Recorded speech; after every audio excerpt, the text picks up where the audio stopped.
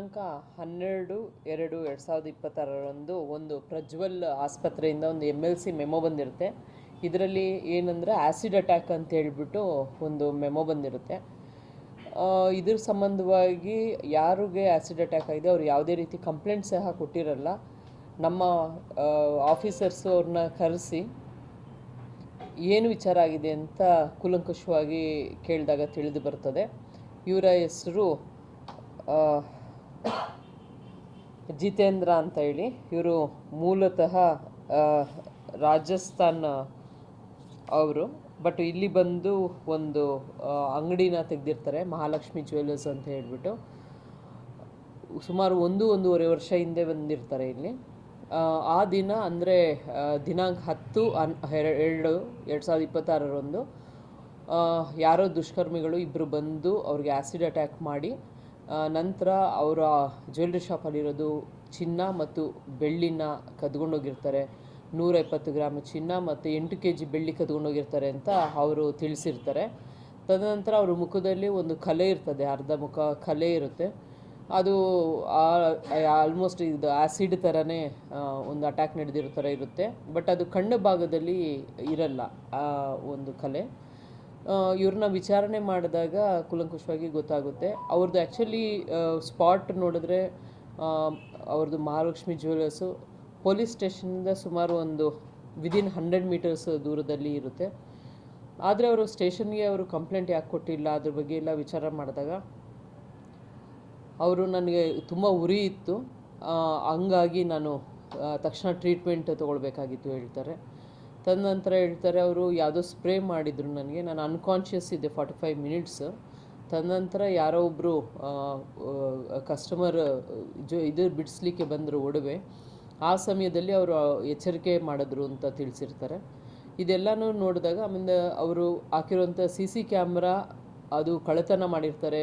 3 ಗಂಟೆಗೆ ಬಂದಿರೋಂಥ ಯಾರೋ ದುಷ್ಕರ್ಮಿಗಳು ಹೋಗ್ಬೇಕಾದ್ರೆ DVR ಸಹ ಕಳ್ಳತನ ಮಾಡ್ಕೊಂಡು ಹೋಗಿರ್ತಾರೆ ಅಂತ ತಿಳಿಸಿರ್ತಾರೆ. ತದನಂತರ ಇವರು ಯಾರ್ಯಾರನ್ನ ಭೇಟಿ ಮಾಡಿದ್ದಾರೆ ಎಲ್ಲರನ್ನೂ ನಾವು ವಿಚಾರಣೆ ಮಾಡಿದಾಗ ತಿಳಿದು ಬರ್ತದೆ. ಅವರು 9 ಗಂಟೆ ಸಮಯದಲ್ಲಿ ಆ ಒಂದು CC ಕ್ಯಾಮ್ರಾ ಫುಟೇಜ್ ಅವ್ರ ಫ್ರೆಂಡ್ ಒಬ್ಬರಿಗೆ ತೋರಿಸಿರ್ತಾರೆ.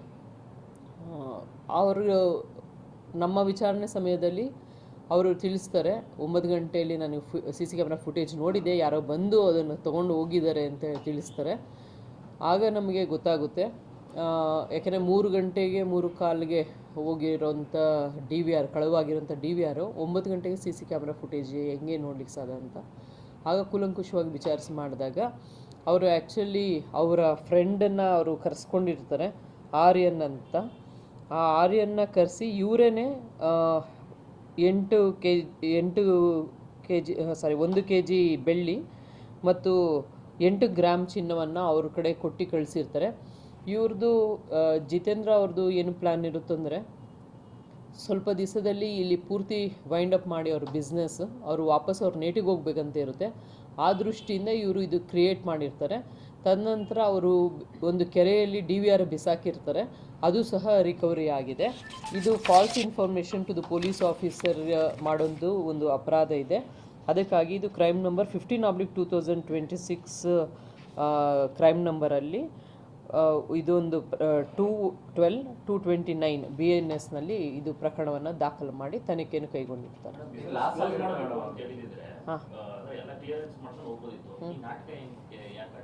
ಯಾಕೆಂದರೆ ಇವರು ಮೈಸೂರಿನಲ್ಲಿ ಕ್ರೆಡಿಟ್ಗೆ ತೊಗೊಂಡು ಬರ್ತಾ ಇರ್ತಾರೆ ಚಿನ್ನ. ಅವರು 1 ತಿಂಗಳು 1.5 ತಿಂಗಳು ಬಿಟ್ಟು ಅವರು ದುಡ್ಡನ್ನ ಅವ್ರಿಗೆ ಕೊಡಬೇಕಾಗಿರ್ತದೆ. ಸೊ ಈ ಥರ ಕಳ್ಳತನ ಆಗಿದೆ ಅಂತ ಹೇಳಿದ್ರೆ ಇದೆಲ್ಲ ವಾಪಸ್ ಕೊಡಬೇಕಾಗಿರೋದಿಲ್ಲ ಅಂತ ಹೇಳ್ಬಿಟ್ಟು ಅವರು ಈ ಥರ ಒಂದು ಡ್ರಾಮಾ ಕ್ರಿಯೇಟ್ ಮಾಡಿ. ಇನ್ಶೂರೆನ್ಸ್ ಇಲ್ಲ, ಕ್ರೆಡಿಟ್ಗೆ ಚಿನ್ನ ತೊಗೊಂಬರ್ತಾರೆ. ಮೈಸೂರಿಂದ ಈಗ ಅವ್ರು ಕಳ್ಳತನ ಆಗಿರೋದು ಅಂತ 170 ಗ್ರಾಮ್ ಅಂತ ಹೇಳಿರ್ತಾರೆ.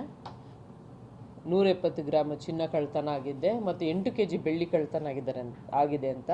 ಅವರು ಎಷ್ಟು ದುಡ್ಡು ಎಷ್ಟು ಚಿನ್ನ ತಂದಿದ್ರು, ಎಷ್ಟು ಬೆಳ್ಳಿ ತಂದಿದ್ರು ಅಲ್ಲಿಂದ ಮೈಸೂರಿಂದ ಕ್ರೆಡಿಟ್ಗೆ ಅಂತ ನಮಗೆ ಗೊತ್ತಿಲ್ಲ.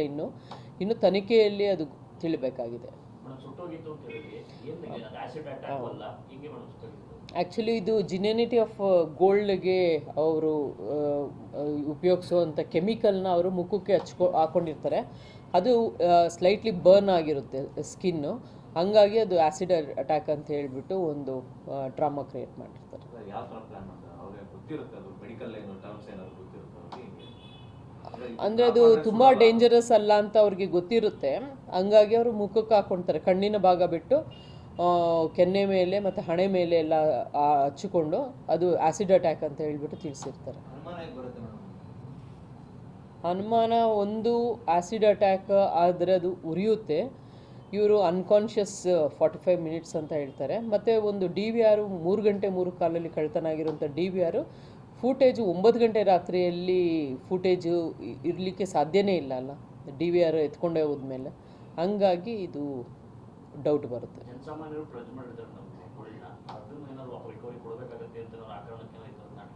ಅವರು ಇಂಟೆನ್ಷನ್ ಏನಿತ್ತು ಅದು ಮತ್ತೆ ಏನಿದೆ ಅದು ಎಷ್ಟು ಜನ ಹತ್ರ ಪ್ಲೆಡ್ಜ್ ಮಾಡ್ಕೊಂಡಿದ್ದಾರೆ ಅಥವಾ ಬೇರೆ ಯಾರಿಗಾದರೂ ಕ್ರೆಡಿಟ್ಗೆ ಚಿನ್ನ ತೊಗೊಂಡು ಬಂದು ಇದನ್ನು ಮೋಸ ಮಾಡಲಿಕ್ಕ, ಇದನ್ನೆಲ್ಲನೂ ಇನ್ನು ಮುಂದಿನ ತನಿಖೆಯಲ್ಲಿ ತಿಳಿಬರಬೇಕಾಗಿದೆ. ಯಾರು? ಹಾಂ, ಜಿತೇಂದ್ರ ಅವ್ರ ಮೇಲೆ ಕೇಸ್ ಆಗಿದೆ. ಇಲ್ಲ ಇಲ್ಲ, ದೂರು ಅಲ್ಲ ಅದು. ಫಸ್ಟು ಇನಿಷಿಯಲಿ ನಮಗೆ MLC ಬರ್ತದೆ. MLC ಬಂದಾಗ ವಿಚಾರಣೆ ಟೈಮಲ್ಲೇ ಗೊತ್ತಾಗ್ಬಿಡುತ್ತದೆ. ಅವರು ಹೇಳ್ಬೇಕಾದ್ರೆ ಫಸ್ಟು MLC ಬಂದಾಗ ಅವ್ರಿಗೆ FIR ಅನ್ನೋ ಕಂಪ್ಲೇಂಟ್ ತೊಗೊಳ್ಳಿಕ್ಕೆ ಹೋಗ್ತಾರಲ್ಲ, ಅವಾಗಲೇ 170 ಗ್ರಾಮ್ ಚಿನ್ನ ಕಳ್ತನ ಆಗಿದೆ ಮತ್ತು 8 kg ಗೋಲ್ಡ್ ಕಳ್ತನ ಆಗಿದೆ, ನನ್ನ ಮೇಲೆ ಯಾರೋ ಬಂದು ಆ್ಯಸಿಡ್ ಸ್ಪ್ರೇ ಮಾಡಿಬಿಟ್ಟು ಎತ್ಕೊಂಡು ಹೋಗ್ಬಿಟ್ರು ಅಂತ ಹೇಳ್ಬಿಟ್ಟು ಅವರು ತಿಳಿಸಿರ್ತಾರೆ. ಈಗ ಹೇಳಿರೋ ಪ್ರಕಾರ ಅವನು ಜಿತೇಂದ್ರ ಒಬ್ಬನೇ ಅಂತ ತಿಳಿಸಿರ್ತಾರೆ. ಏನಾದ್ರು ಇನ್ವೆಸ್ಟಿಗೇಷನಲ್ಲಿ ಬೇರೆಯವ್ರು ಫೈಂಡ್ ಔಟ್ ಆದರೆ ನಾವು ಅವ್ರ ಮೇಲೂ ಕ್ರಮ ತಗೊಳ್ತೀವಿ.